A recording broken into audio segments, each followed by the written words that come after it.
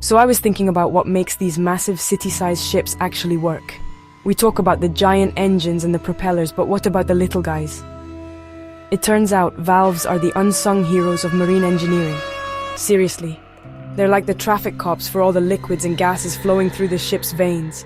Without them, you'd have chaos. Fuel going the wrong way, water flooding compartments, and systems failing left and right.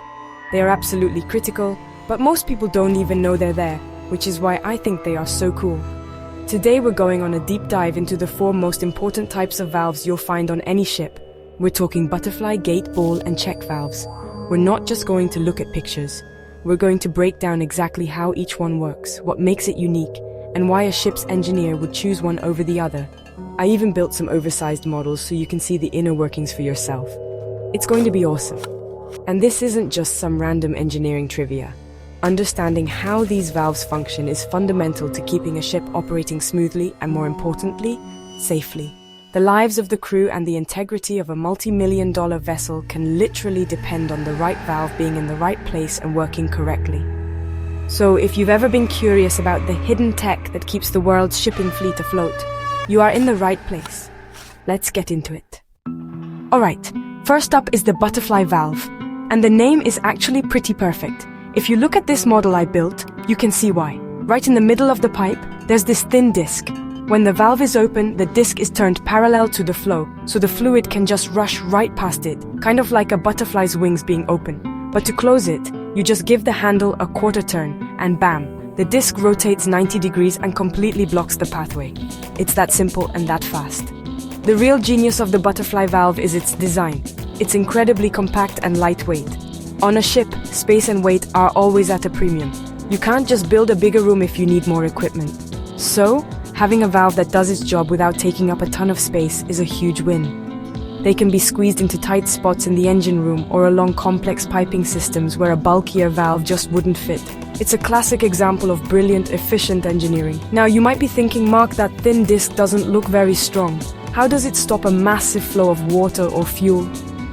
And that's a great question. The secret is the seal. The disc is surrounded by a soft, resilient seat, usually made of rubber or a special polymer. When the valve closes, the edge of the disc presses tightly into this seat, creating a super strong, bubble-tight seal. This means it's great for handling all sorts of things you find on a ship. Seawater for cooling, fuel for the engines, even ballast water. And because these are used in a marine environment, which is basically a non-stop assault of salt water and humidity, they have to be tough. Butterfly valves are often made from corrosion-resistant materials like stainless steel or special alloys, and the disc itself can be coated to prevent rust and buildup. This ensures they keep working reliably for years, even in the harshest conditions imaginable. They are the perfect combination of small, fast, and tough. Next on our list is the gate valve, and it operates on a totally different principle. If the butterfly valve is like a quick action switch, the gate valve is more like a heavy-duty garage door. Check out this model. Inside there's a solid flat plate, the gate, that moves up and down. When you turn the hand wheel, a threaded stem slowly lifts the gate completely out of the flow path. This gives you a totally unobstructed straight line flow, which is super important for minimizing pressure drop. Unlike the butterfly valve's quick quarter turn, closing a gate valve takes several full rotations of the wheel. As you turn it, the gate slowly lowers down until it wedges itself firmly into the valve body, shutting off the flow completely. This slow, deliberate action is actually a feature, not a bug. In systems with very high pressure, closing a valve too quickly can cause something called a water hammer, a massive, damaging pressure spike. The gate valve's slow movement prevents that shock to the system. So where do you use these on a ship? Gate valves are perfect for what engineers call isolation. Think of a pipeline that you only need to shut off for maintenance once a year. You don't need speed, you need a rock-solid, reliable seal that you can set and forget. They are the ultimate on-off switch. You'll find them on fuel lines, bilge systems, and fire mains, places where you either want 100% flow or 0% flow, with no in-between. Because the gate moves completely out of the way, there's very little to cause wear and tear on the sealing surfaces when it's open. This gives them an incredibly long service life. The downside is that they are much bulkier and heavier than a butterfly valve, and that big hand wheel needs a lot of clearance to operate. But for applications where you need absolute bulletproof isolation and you're not opening and closing it every 5 minutes, the gate valve is the undisputed king. Okay, now for one of my personal favorites, the ball valve. And again, the name tells you pretty much everything you need to know. Inside the valve, there's a sphere, a ball, with a hole drilled straight through the middle. When the valve is open, that hole lines up with the pipe and the fluid flows right through it. It's like a perfectly clear tunnel. To close it, just like the butterfly valve, you give the handle a quick quarter turn.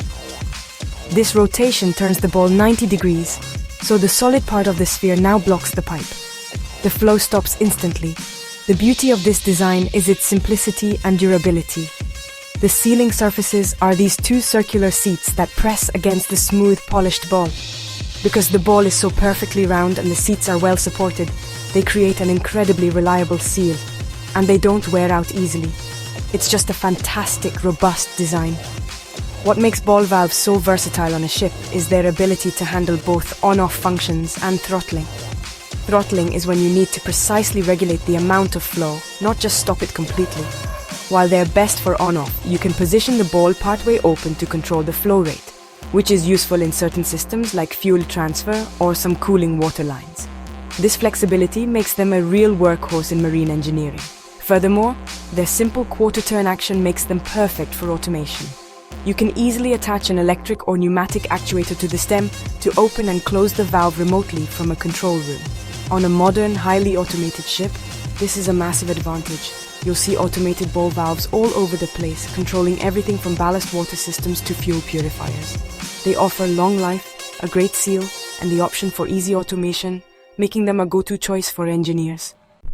Our final valve is a bit different from the others. This is the industrial check valve, and the cool thing about it is that it has no handle. It's completely automatic. Its one and only job is to make sure that fluid flows in one direction and one direction only. It's the bouncer of the piping world, preventing any fluid from trying to go back the way it came. This is absolutely critical for protecting equipment and preventing contamination. So how does it work without a person or a motor? It's all about pressure. Let's look at this swing check valve model. There's a hinged disc or flapper inside.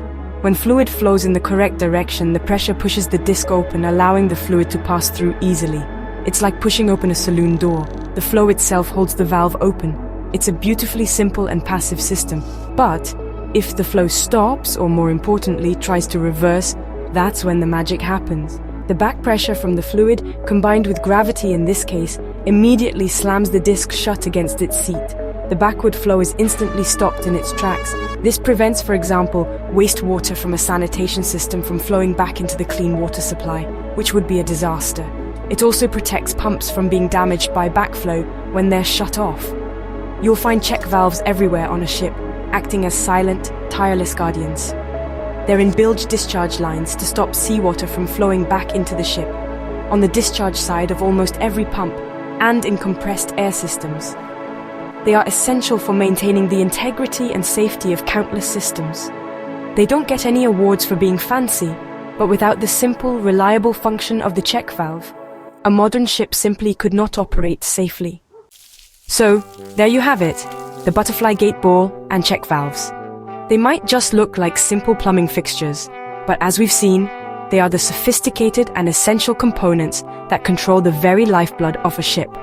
From the quick and compact butterfly valve in a tight corner of the engine room to the slow and powerful gate valve isolating a massive fuel line, each one is a piece of precision engineering designed for a specific critical task.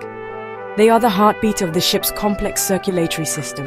What I find so fascinating is how these 4 different designs solve the same basic problem, controlling flow, in 4 unique ways. An engineer's choice to use a ball valve's automated precision over a check valve's passive safety is a critical decision that impacts the entire vessel. The safety of the crew, the efficiency of the engines, and the protection of the marine environment all depend on the right valve being in the right place and functioning perfectly day in and day out. The world of marine engineering is full of these incredible hidden systems that make modern life possible. These valves are just one small part of that amazing story. So next time you see a massive container ship gliding across the ocean, I hope you'll think about the thousands of silent heroes below deck, opening and closing and keeping everything running smoothly. If this stuff fascinates you as much as it does me, I encourage you to keep learning, because a deeper understanding helps us all work towards safer ships and healthier seas. Thanks for watching.